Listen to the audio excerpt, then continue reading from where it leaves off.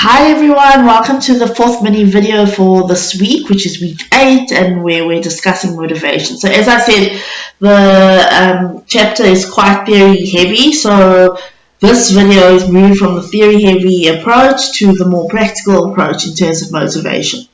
So what we need to consider is people go to work, they do particular tasks or activities, they get paid to do those particular tasks or activities, and the cycle continues every day as people go to work. What we need to consider is what motivates people and maintains people to continue coming to work and to continue doing those tasks at a productivity level which is still high and which is at its peak. So if we want to motivate people, we need to consider how we design the jobs. So it's one thing to say, okay, we're coming to a job and we're going to continue doing these skills and these, or continue using our skills to do these activities and these tasks. But what drives us to keep doing that? And so as leaders and as managers in the organization, we need to consider job design. So what job design is that it takes any set of activities where the person is required to do those activities, and we then have the intention to improve those activities so that you get a job experience that is quality for the employee, and also you get the employee to work to their full potential and their full performance and their full productivity. So what do we consider when we look at job design? Well, we must consider the job itself, and so this is where job characteristics come into play. And those job characteristics, there are 5 of them. There's skill variety, task identity, feedback, autonomy, and task significance. And those elicit 3 psychological states of internal motivation. So together, those provide meaningful experience, they provide responsibility for the individual, and they also provide a space where there's knowledge of the results that happen. So what we would generally do then is we would say, okay, if we are looking at job characteristics and if we are wanting to redesign the job, we must consider that we must consider the work environment, and we must diagnose the work environment because we need to understand what's going on in the environment. Then what we need to do is we need to determine where the job redesign is appropriate, because we may get an individual that's bored in their job, that isn't performing to their full productivity, but there may be other things going on in the job environment, so it may not necessarily be motivation.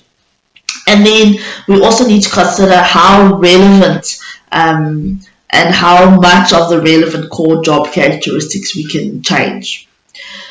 So there are 4 widely used methods of job redesign, considering that we must also look at the job characteristics.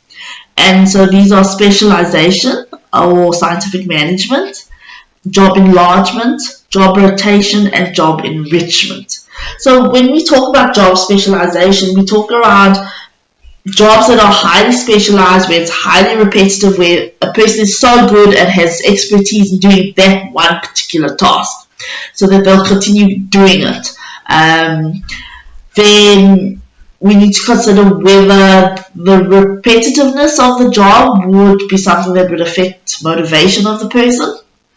At the same time, we can look at job enlargement, and we can say, okay, this focuses on expanding the employee's duties and or responsibilities, and so we give more variety to the employee, and we combine specialized tasks.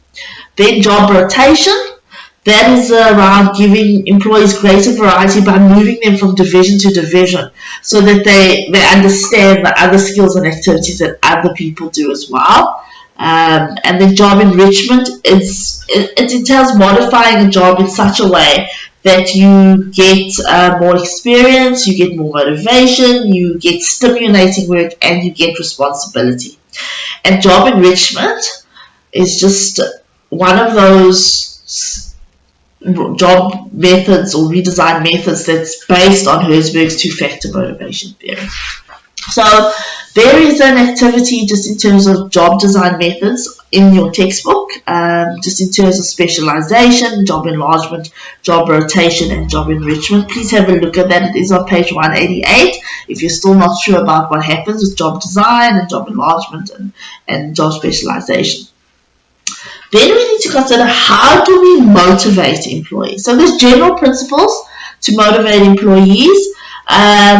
So as leaders and as managers, we need to know the motivation process, and we need to understand what drives individuals and what are the needs of the individual. So we must get insight into people's work-related needs. Then we must see the motivation process in terms of the context of the organization, because obviously people work and come to work, and anything we do would affect what happens in the organization. So we would need to consider the culture of the organization. We need to consider job characteristics. And then we must also understand that people are different and people differ from one another.